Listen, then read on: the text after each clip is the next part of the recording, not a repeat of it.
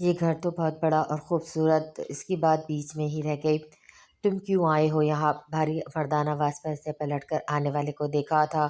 مہنگے سوٹ میں شاہانہ انداز اور نخوت سے پوچھتا وہ شخص خاصا اجنبی و بیگانہ محسوس ہو رہا تھا۔ میں تمہاری امانت واپس کرنے آیا ہوں۔ سکندر احمد نے ان کے قریب آ کر علیزے کا ہاتھ ان کی طرف بڑھایا اور وہ بے یقینی سے اس شخص کو دیکھنے لگی جس کی آنکھوں میں اس کے لیے نہ کوئی محبت، شفقت، نہ ہی جذبہ ہمدردی کی رمق موجود تھی۔ جو اس 5 سال چھوٹی سی بچی کو کیا سمجھ آتی؟ وہ تو بس اپنے اتنے خوبصورت امیر باپ کو دیکھ کر حیران تھی۔ انہوں نے ایک نظر بھی اس پر ڈالنا گوارا نہ کی تھی، جیسے وہ امانت کہہ کر اس کی طرف بڑھ رہے تھے۔ کیسی امانت؟ کس کی امانت؟ ہم روزانہ خیرات کر کے بھول جاتے ہیں، خیرات کا مطلب واپس لینا ہرگز نہیں ہے۔ اگر تمہیں اس بچی کی پرورش کے لیے کچھ چاہیے تو کہو۔ وہ خاصے تھیکے اور مغرور لہجے میں بولے۔ تیمور علی خان، اگر مریم کا اصرار نہ ہوتا تو شاید میں اس معصوم کو لے کر تمہارے جیسے سنگ دل، بے رحم اور پھٹر دل انسان کے در پر کبھی نہیں آتا۔ ابھی میرے بازو میں اتنا دم خم ہے کہ میں خود انہیں اپنے زور بازو پہ پال سکوں۔ سکندر احمد کا چہرہ مارے توہین اور غصے سے سرخ ہو گیا۔ تو پھر کیوں آئے ہو؟ وہ ناگواری سے بولے۔ یہ تمہارا خون ہے، تمہاری اولاد ہے، تم سے ملنا چاہتی تھی۔ انہوں نے بڑے ٹوٹے لہجے میں اس کی خواہش سے اس بے حس انسان کو آگاہ کیا۔ ماموں، یہی میرے بابا ہے؟ اس نے بڑے جذباتی انداز میں حسرت سے پوچھا تھا۔ کب سے چپ کھڑی وہ اپنے بابا اور ماموں کو بات کرتے دیکھ رہی تھی، مگر اس کے بابا نے تو ایک بار بھی اس کی طرف نہیں دیکھا تھا۔ ہاں بیٹا، انہوں نے افسوس بھرے انداز میں سر ہلایا اور وہ جیسے سب باتیں بھول کر ان کی طرف بڑھی اور بے اختیار ان سے لپٹ گئی۔ بابا آپ کہاں چلے گئے تھے؟ میں روز مما سے آپ کے بارے میں پوچھتی تھی، میں آپ کو بہت مس کرتی تھی، وہ ان کی ٹانگوں سے لپٹی بے اختیار بے ساختہ روتے ہوئے کہہ رہی تھی۔ تیمور علی خان دوسری طرف منہ کر کے خاموش کھڑے تھے، جیسے اس سب سے کوئی تعلق نہ ہو۔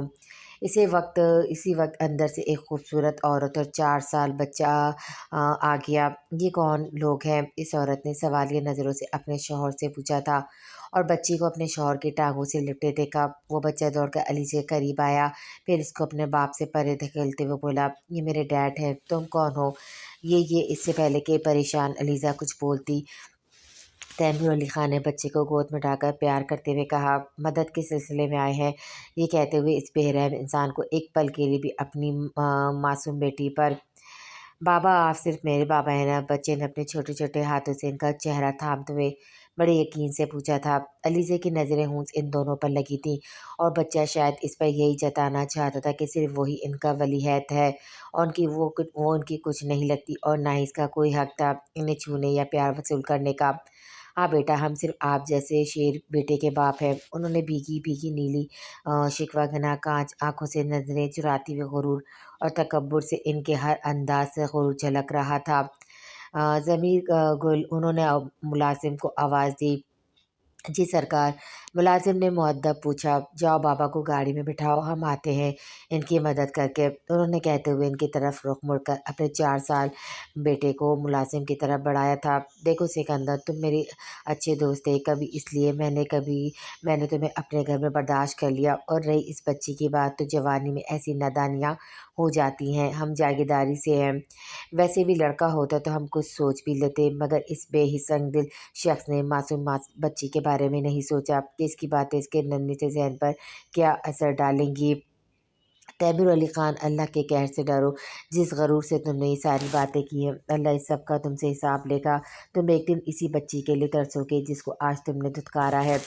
سکندر احمد نے مایوسی ہو کر اس کا ہاتھ پکڑ کر باہر دروازے کی سمت رخ کیا۔ اس نے مڑ کر اپنے بے حس و پھٹر دل بظاہر بڑے آن بان شان والے باپ کی طرف دیکھا اور اس کی آنکھوں کے آگے آنسوؤں کی وجہ سے دھند پھیل رہی تھی۔ گھر آ کر وہ مریم بیگم سے لپٹ کر ہچکیوں سے روتی۔ آپ ٹھیک کہتی ہیں مما، انسانوں کا آپس میں تعلق ٹوٹ جائے تو وہ ایک دوسرے کے لیے اجنبی بن جاتے ہیں۔ بابا تو ہمیں ملے ہی نہیں، وہ تو مر گئے ہیں مما، وہ مر گئے۔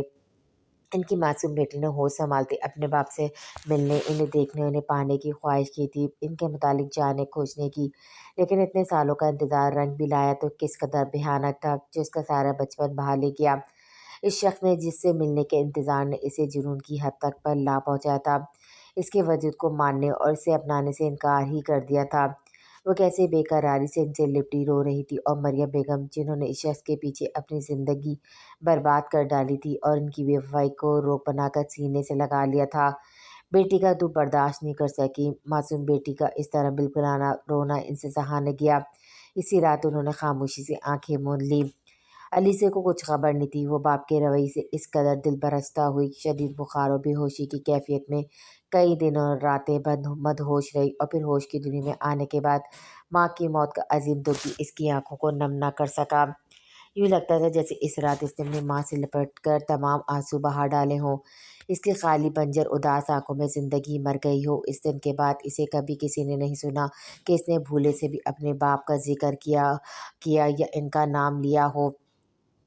سکندر احمد مریم کی موت اور اس کی ذہنی ابتری حالت سے ایسے دل برستہ ہوئے کہ ملک چھوڑ کر لندن چلے آئے۔ وقت کا کام ہے گزرنا، وقت گزرتا گیا اور اپنے پیچھے بہت سے واقعات، بہت سے لوگ اور بہت سارے حادثات ماضی میں دفن کرتے آگے ہی آگے بڑھتا گیا۔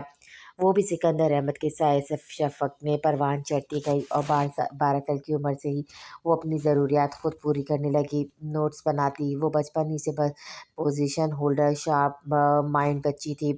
بڑی کلاسز کے نوٹس، اسائنمنٹ وغیرہ آسانی سے بنا لیتی تھی۔ بڑے ہونے پر ماضی میں کچھ پوشیدہ راز باتیں اس پر اشاکار ہوئی تو وہ لرز اٹھی۔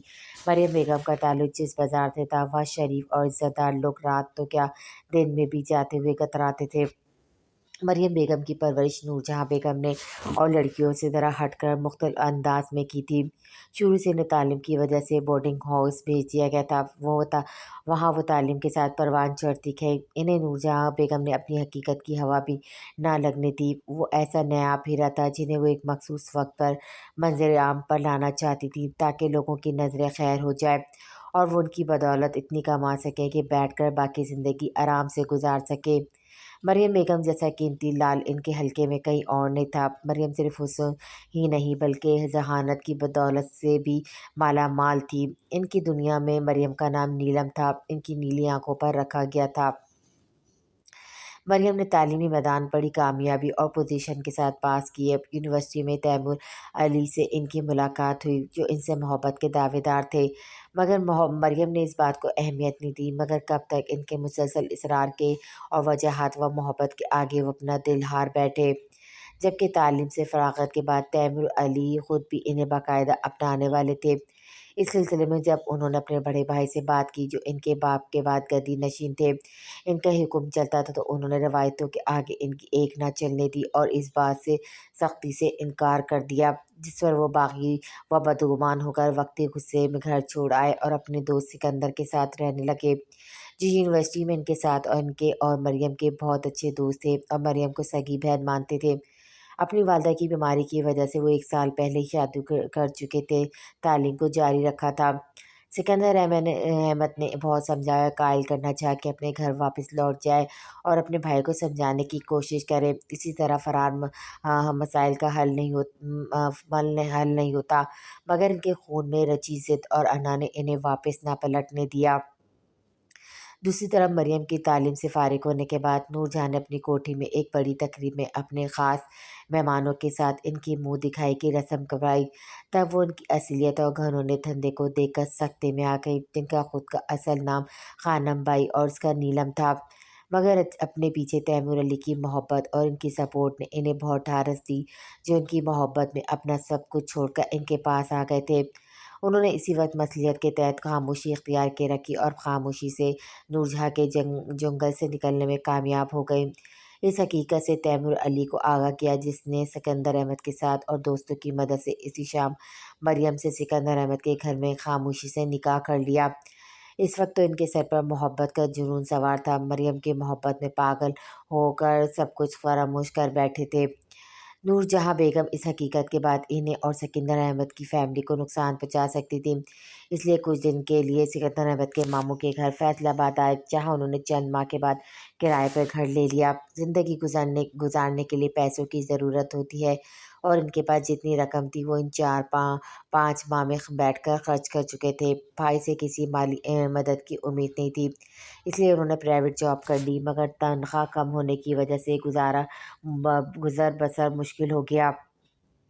جس وجہ سے وہ دن بدن چڑچڑے ہوتے چلے گئے۔ مالی پریشانی، تنگ دستگی، مفلسی انہوں نے کب دیکھی تھی؟ بڑے شاہانہ انداز میں زندگی گزاری تھی، اب سر پر پڑنے والی اس آفات نے انہیں بد مزاج بنا دیا۔ محبت کے رنگ بہت پھیکے اور بدرنگ لگنے لگے تھے۔ ان کو تو بس ضد تھی اپنی من پسند چیز حاصل کرنے کی، جس میں ان کے بھائی رکاوٹ بنے انہیں چھوڑ دیا۔ اب اپنے آرام سکون کے لیے بیوی بری لگنے لگی۔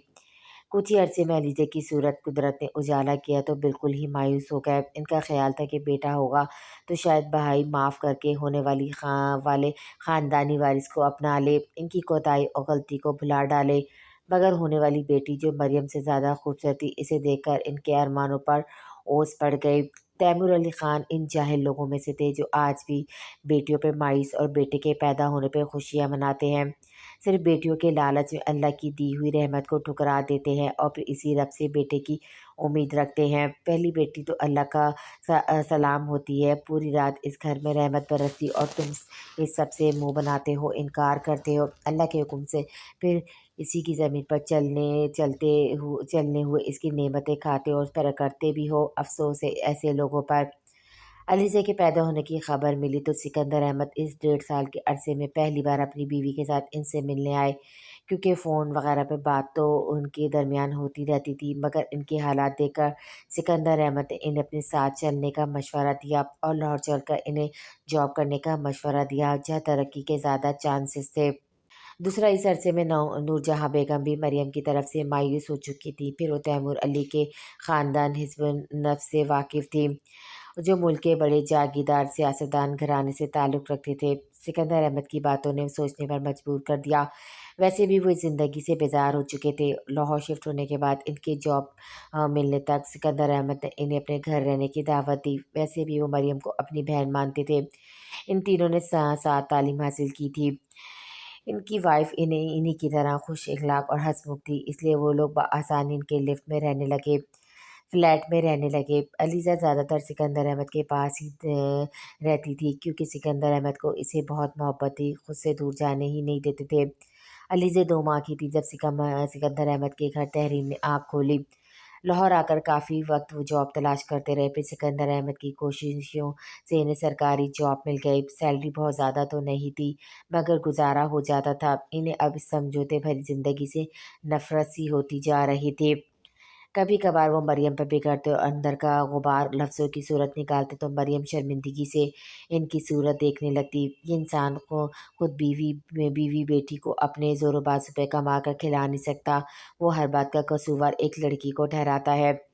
اس وقت سکندر اور ان کی بیوی کی مہربان شفیق ذات میں انہیں جینے کا حوصلہ دیتی تھی۔ جو وقت گزرتا گیا، تیمور علی خان کے رویوں میں بڑی تبدیلی آتی جا رہی تھی۔ مریم اور علیزے کی صورت میں جن بیڑیوں نے ان کے قدموں کو جکڑا ہوا تھا، ان سے نجات چاہتے تھے، اس لیے انہوں نے اندر ہی اندر خاموشی سے اپنے پرانے دوستوں سے رابطہ بحال کرنا شروع کیا، جنہوں نے ان کا پیغام ان کے بڑے بھائی کے پاس پہنچا دیا۔ شبیر علی خان کو ان پر غصہ تو بہت تھا، مگر اتنے سال بعد ان کی واپسی کے لیے درخواست پر انہوں نے اس کے دوستوں پر واضح کر دیا کہ وہ اکیلا ہی گیا تھا اور اکیلا ہی واپس آنا چاہیے تو ہمیں کوئی اعتراض نہیں، حویلی کے دروازے آج بھی اس کے لیے کھلے ہیں۔ بھائی کے اس دو پیغام پر وہ سوچ میں پڑ گئے۔ ایک طرف وہی پہلی جیسی شاہانہ طرز زندگی کی آسائش اور دولت ان کے منتظر تھی، اور دوسری طرف مریم ان کی بیٹی اور محبت اور ان کی بیٹی جو ان سے بہت مانوس تھی اور محبت کرتی تھی، حالانکہ وہ اس میں توجہ نہیں دیتے تھے، پھر بھی وہ جتنا سوچتے اتنا الجھتے۔ پھر آخرکار انہوں نے جانے کا فیصلہ کیا۔ ان کا ارادہ یہی تھا کہ ایک بار خود چلے جائیں گے تو مریم کے لیے بھی بھائی کو منانے کی کوشش کریں گے۔ ان کے جانے کا سن کر مریم، جو ان کے بدلے تیور بہت عرصے سے دیکھ رہی تھی، مزید خدشات اور وہموں کا شکار ہو گئی۔ آپ مجھے اور علیزے کو بلا لیں گے نا؟ انہیں اپنا سامان پیک کرتے دیکھ کر انہوں نے ڈرتے پوچھا۔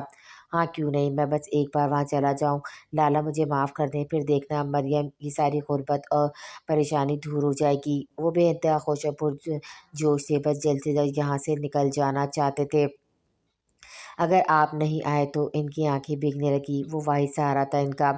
وہم مت کرو، خوشی خوشی مجھے رخصت کرو تاکہ میں واپسی میں بھی خوش ہوتا ہوں۔ वो इन्हें बाजू से थाम कर मुस्कुराते हुए बोले, अब उन्हें क्या बताती कि इनकी आंखों के बदले रंग और लहजे से झलकती बेगानगी ने इन्हें डरा दिया था, सहमा रखा था कि अगर कहीं उन्होंने आंखें फेर ली तो वो कहाँ जाएंगी, कौन इनको सहारा और तहफ़्फ़ुज़ देगा। और फिर इनका कहा कभी पूरा नहीं हुआ। दिन गुजरते चले गए। पूरे 2 माह बाद रजिस्टर की सूरत इन्हें तलाकनामा मिल गया और हक महर के 50 लाख रुपए भी तला भी तलाक ने मरियम बेगम के हौसलों को तोड़ डाला था। वो टूट कर बिखर गई मोहब्बत के इतने दर्दनाक अंजाम पर और दिल को रोक लगा कर बैठी और कैंसर जैसी मोजी मर्ज का शिकार हो गई। इस वक्त भी सिकंदर अहमद ने दोस्त की बेवफाई पर आगे बढ़कर रोटी पे लगती मरियम बेगम के सर पर हाथ रखा और इन्हें हौसला देते हुए कहा, तुम तनहा नहीं हो, तुम्हारा भाई अभी जिंदा है, वो तुम्हें दुनिया में तनहा नहीं भटकने देगा। सिकंदर अहमद का हौसला भी इन्हें समेट न सका। वो अपनी मासूम छोटी सी बच्ची के लिए जी रही थी, जो इस वक्त 1 साल की थी और अपने बाप की आदी थी। अब इनकी कमी और अचानक जाने की वजह से बीमार पड़ गई थी। सिर्फ इसकी खातिर उन्होंने 4 साल अपनी सिसकती जिंदगी को घसीटा था और वो 50 लाख का चेक उन्होंने इसके नाम से बैंक अकाउंट में जमा करा दिए ताकि बड़े होने के बाद वो अलीज़े के काम आ सके। मगर इसने 1 रुपया भी अपने बाप का खुद पर खर्च करना हराम समझा।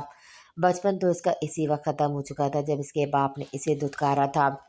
मरियम बेगम की पर्सनल डायरी समेत तस्वीरों को भी इसने नज़र आतिश कर डाला था, सिवाय एक तस्वीर के जिसमें वो इसलिए खड़ी थी। दरहकीकत इस डायरी को पढ़कर नए सिरे से इसके ज़ख्मों के टांके उधड़ गए थे।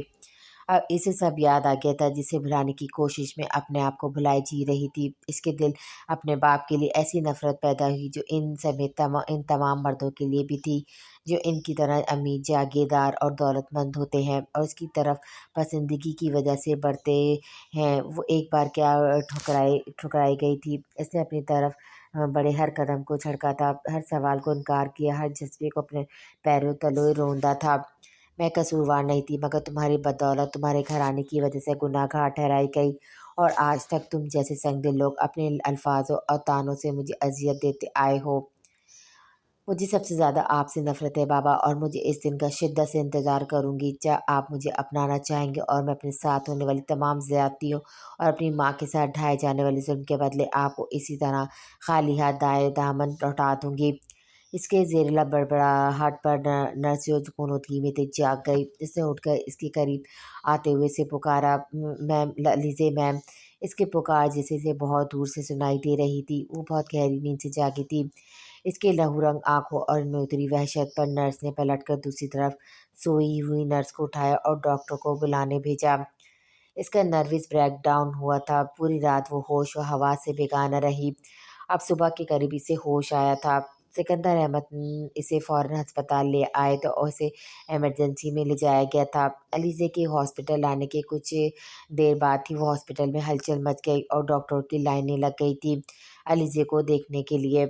फुल वीआईपी ट्रीटमेंट दिया जा रहा था इसे। सीनियर डॉक्टर, जूनियर डॉक्टर से लेकर नर्स से इंचार्ज हर एक भुखलाया हुआ था जैसे कोई बहुत बड़ी शख्सियत हो। सिकंदर अहमद की पूरी फैमिली को इससे दूर रखा जा रहा था। न जाने क्यों सबको परेशानी में कुछ समझ नहीं आया। डॉक्टर ने जब इसके होश में आने का बताया और कहा कि वो खतरे से बाहर है, आप लोग मिल सकते हैं अब। सिकंदर अहमद जो इसकी तरफ से बहुत परेशान थे, आज की इस हरकत पे अज़द उलझे और डिस्टर्ब थे। इसके होश में आने का सुनकर दौड़े चले आए। अलीज़ा, तुम ठीक हो ना? उसके करीब बैठते हुए बड़ी मोहब्बत से बोले, मुझे क्या हुआ है मामू, मैं बिल्कुल ठीक हूँ। इसने अपने हाथ पर लगी ड्रिप और चेहरे पे हुई बैंडेज से कतई नज़र इन्हें मुतमईन करना चाहा और इसके पुरसुकून अंदाज पर उन्होंने ठंडी सांस भरी। जानते थे अपनी तकलीफ़ किसी को नहीं बताती। इसका इरादा इसे घर जाकर सारी बात पूछने का था। दूसरे दिन अलीज़े के डिस्चार्ज होकर घर आने के बाद तहरीमा और शिफा इसके घर कमरे में बैठी इसका दिल बहलाने के लिए इधर उधर की बातें कर रही थी। जब ऑफिस से आकर सिकंदर अहमद सीधा इसके रूम में आए, उन्होंने तहरीमा और शफा को बाहर जाने का इशारा किया। नुसरत बेगम जो इनके पीछे ही आ रही थी, वो एक तरफ सोफे पे बैठ गई। उन्होंने नुसरत बेगम की ज़बानी तमाम बातों का इल्म हो चुका था, मगर माँ को समझाने के अलावा कुछ नहीं कर सकती थी और इन्हें सिकंदर अहमद के गुस्से का भी पता था। वो लीजे के लिए बहुत एहसास थे और मरियम से किए वादे को उन्होंने इस तरह निभाया था कि शायद ही किसी सगे भाई ने निभाया हो। کل شام میں کیا بات ہوئی تھی؟ ان کے باروب لہجے پر علیزے کو وہ تکلیف دہ واقعہ یاد آ گیا جس کی وجہ سے وہ زخمی ہوئی تھی، بلکہ بہت سی قیمتی چیزوں کا بھی نقصان ہوا تھا۔ اس کا چہرہ اس بات کا ثبوت تھا، اس کی آنکھیں بھیگنے لگیں۔ کچھ نہیں ماموں، مما اور اپنا ماضی یاد آ گیا تھا۔ سوری ماموں، میری وجہ سے اتنا نقصان ہو گیا چیزوں کا۔ وہ شرمندگی سے سر جھکا کر بیٹھی تھی۔ کیسی بات کر رہی ہو تم؟ میری بیٹی ہو، مجھے ان سب مصنوعی چیزوں کی نہیں تمہاری فکر ہے۔ یہ سب کہہ کر تم یہ بتانا چاہتی ہو کہ میں تمہارے لیے خیر ہوں؟ تمہیں کچھ ہو گیا تو میں اپنی بہن کو کیا منہ دکھاؤں گا اور وہ بھی مجھ سے ناراض ہوگی۔ نہیں ماموں، آپ تو میرے سب کچھ ہو۔ آپ نے آپ نے جو میرے لیے کیا ایسا تو شاید مما بھی نہیں کرتی۔ اس نے ان کا ہاتھ پکڑ کر یقین دلانا چاہا۔ ٹھیک ہے، بس تم مجھ سے وعدہ کرو کبھی خود کو نقصان نہیں پہنچاؤ گی، میرا وعدہ ہے آپ سے۔ اس نے مسکرا کر انہیں یقین دلایا۔ عرشیا کو جیسے اس کی طبیعت خرابی کا پتہ چلا وہ دوڑی چلی آئی۔ اب علیزے کا زخمی چہرہ دیکھ کر وہ سکتے میں آ کے پھر اسے لپٹ کر رونے لگی۔ یہ سب کیا ہوا ہے؟ یہ سب کیسے ہوا؟ ارے میں ٹھیک ہوں یار، علیزہ اس کی محبت میں مسکرا دی۔ اپنا حال دیکھو تم اور کہہ رہی ہو ٹھیک ہو؟ کس نے تمہارا دل دکھایا مجھے بتاؤ، میں اس کا حشر کر دوں گی، یاد رکھے گا وہ انسان۔ وہ اس کا ہاتھ پکڑ کر بیٹھی نامعلوم شخص کو بددعائیں دے رہی تھی۔ اچھا چھوڑو سب، یہ بتاؤ اکیلی آئی ہو، اپنے مرد مومن کو ساتھ نہیں لائی؟ اس نے اپنے بیڈ پر آرام سے لیٹے علیزہ سے موضوع چینج کیا۔ اس کا موڈ بھی، اسے مومن مت کہو، ایک نمبر کا کمینہ گھنا اور زوار بھائی کے ساتھ آئی ہوں اس سے جان بچا کر۔ پھر کوئی لڑائی ہو گئی ہے کیا؟ ابھی تو نہیں ہوئی لیکن ہو جائے گی۔ پتہ ہے ایک ہفتے سے اس نے مجھ سے اتنے کام کروائے جتنے میری پوری زندگی میں نہیں کیے میں نے، اس نے دکھی لہجے میں بتایا۔ ابھی وہ کچھ اور بھی کہتی جب تحرین چائے کے لزومات سے لے آئی۔ تم کہاں جا رہی ہو؟ بیٹھو نا ہمارے پاس، تحرین کو جاتے دیکھ کر عرشیہ نے کہا۔ تم لوگ باتیں کرو، مجھے سے نانو کو کوئی کام ہے۔ یہی تمہاری نانی بہت عجیب ہے، ایسی گور گور کر دیکھتی جیسے میں کسی دوسری مخلوق سے آئی ہوں۔ مانو نہ مانو یہ ضرور کسی دہشت گرد کے گروپ سے تعلق رکھتی ہے۔ اس سے پرجوش انداز میں ابرو سکڑ کر تھوڑی پہ انگلی رکھ کر اسے بتایا۔ ہاں ہاں ہاں، اس کی باتوں پر علیزہ نے بے ساختہ ہنس دی۔ ابھی تو تم کوئی سیکرٹ ایجنٹ ہی لگ رہی ہو مجھے۔ ہاں یار، ان کو تو آریان کی نانی ہونا چاہیے تھا، وہ دونوں ایک جیسے لگتے ہیں۔ ٹیک اٹ ایزی یار، as a joke and enjoy it. تم نے بھی تو ان کے ساتھ اتنا بڑا مذاق کیا تھا نا؟ علیزہ نے اسے سمجھانے کی کوشش کی اور بات بھی بدل دی۔ اگر مومانی یا تحریم وغیرہ میں سے کوئی آ جاتی تو نصرت بیگم کے بارے میں برا لگتا انہیں۔ تم زیادہ اماں بھی بننے کی کوشش میں کرو، اتنے دن اس نے مجھے ملازمہ بنایا ہوا ہے اپنی اور میں اسے انجوائے کروں؟ وہ اس پر چڑھ دوڑی۔ عائشہ بھی اس کے گریز کو سمجھ گئی۔ یہی تو سچی محبت کی نشانی کہ دل کی بات خود بخود سمجھ لیتی ہے۔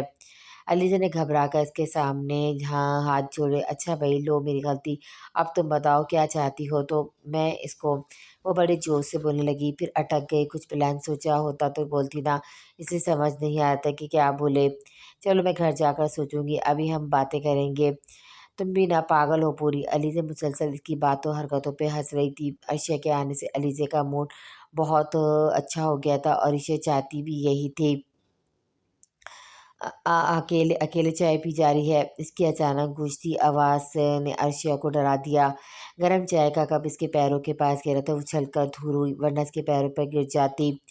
ذرا حواس بحال ہوتے ہوئے خونخوار نظروں سے آریان کو دیکھا اور چلائی، اسٹاپ اٹ، تمہیں ذرا بھی تمیز نہیں آئی ہے؟ ہاں ہاں ہاں، وہ ٹھڈائی سے ہنستا ہوا ماربل ٹاپ پر آرام سے بیٹھ گیا۔ اب کیا چھت پھاڑ کر آتا؟ اس نے مذاق اڑانے والے انداز میں کہا تو وہ جل کر خاک ہو گئی۔ انسان کی طرح بھی آیا جا سکتا ہے۔ اس نے افسوس سے ٹوٹے کپ اور اپنی گری چائے کو دیکھا۔ کتنے دل سے بنائی تھی، اس شیطان نے آ کر سب حرام کر دیا۔ میں تو انسانوں کی طرح ہی آیا ہوں۔ وہ کیا ہے عرشی، تم انسانوں میں آئے ابھی تھوڑے دن ہوئے ہیں، اس لیے تم انسانوں کی پہچان نہیں۔ عائشہ کی طنزیہ بات کا جواب بڑی خاطر جوابی سے دیا اور اپنا غصہ دباتی کچن سے باہر جانے لگی، کیونکہ اس فضول انسان کے منہ لگنا بیکار تھا۔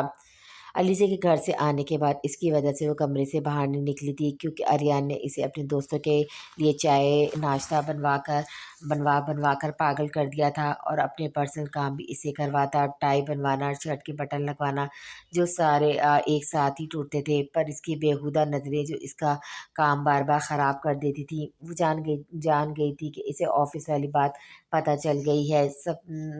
سب عرشیہ نے کہا، اس کا سب کا ہی بدلہ لے رہا تھا وہ۔ اس کے کاموں سے بچنے کے لیے وہ چھپ کر روم میں لاک لگا کر بیٹھی تھی، ابھی ڈرتے ڈرتے چائے بنانے آئی تھی جب اس کمینے کا نزول ہو گیا۔ اس کے باہر جانے کے ارادوں کو سمجھتے اچھل کر کے سامنے آیا اور اس کا راستہ روک کر کھڑا ہوا۔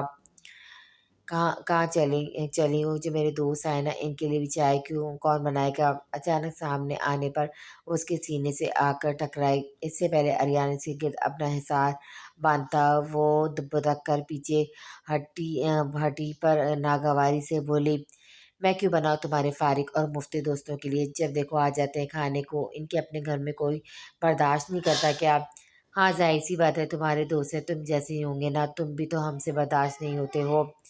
اریان خلاف معمول چپ چاپ کھڑا تھا، کیونکہ ابھی اس کی مجبوری تھی۔ آج اس کے خود خاص کچھ دوست آئے تھے جو نکاح میں شریک نہیں ہو سکے تھے، اور اب مبارکباد دینے آئے تھے۔ روز تو وہ ایسی اپنے فضول سے دوستوں کو بلاتا تھا عرشیہ کو تنگ کرنے کے لیے۔ چلو اب سنا لینا باتیں، کام پر لگ جاؤ، میں تمہاری نوکر نہیں ہوں۔ مما تائی جان بھابھی کسی عزیز کی عیادت کے لیے گئی ہوئی تھی، اس لیے سے کوئی ڈر نہیں تھا مما کا۔ ہاں یہ تو ہے، وہ فوراً مان گیا۔ پھر اسے تسلی دی، مگر بیوی تو ہونا، وہ بھی فری کی نوکر ہی ہوتی ہے کیا؟ عرشیہ نے مٹھیاں بیچ کر دانت پیسے۔ ہٹو آگے سے کمینے شیطان! اس کی برداشت ختم ہوتی جا رہی تھی۔ کبھی نہیں، چلے پہلے چائے بناؤ، یہ تمہارے شوہر کا حکم ہے، وہ روب سے بولا۔ وہ سے لگ اٹھے۔ دیکھو اریان، ابھی میرے منہ مت لگو، مجھے پہلے ہی تم پر بہت غصہ ہے۔ عرشیہ نے وارن کیا تو اس نے کہکمہ لگایا، پھر بڑی شرارت سے اس کی طرف جھک کر بولا، ویسے بڑے اچھے موڈ میں ہو، تم چاہو تو میرے منہ لگ سکتی ہو، پھر چائے بھی معاف کر دوں گا۔ اس نے خمار لہجے میں عرشیہ سے کہا۔ اب اس کا موڈ بدلنے لگا تھا، وہ بھول گیا تھا کہ اس کے دوست اس کا انتظار کر رہے ہیں۔ اس کی بات سمجھ میں آتے عرشیہ کا پارا ہائی ہونے لگا۔ اس نے تیش میں آ کر فرائی پین اٹھایا اور اریان کے بازو پر پوری طاقت سے مارا۔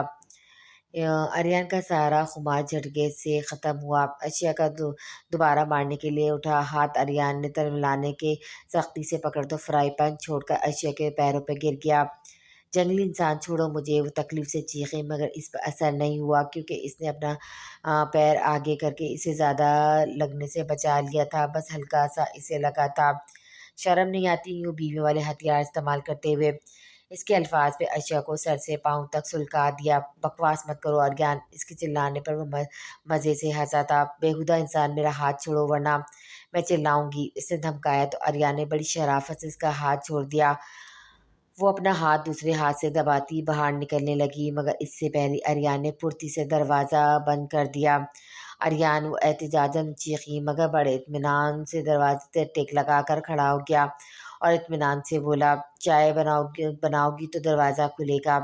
دروازے کے سامنے اسے فرصت سے کھڑے جیسے تا قیامت تا ہٹنے کا ارادہ نہ ہو۔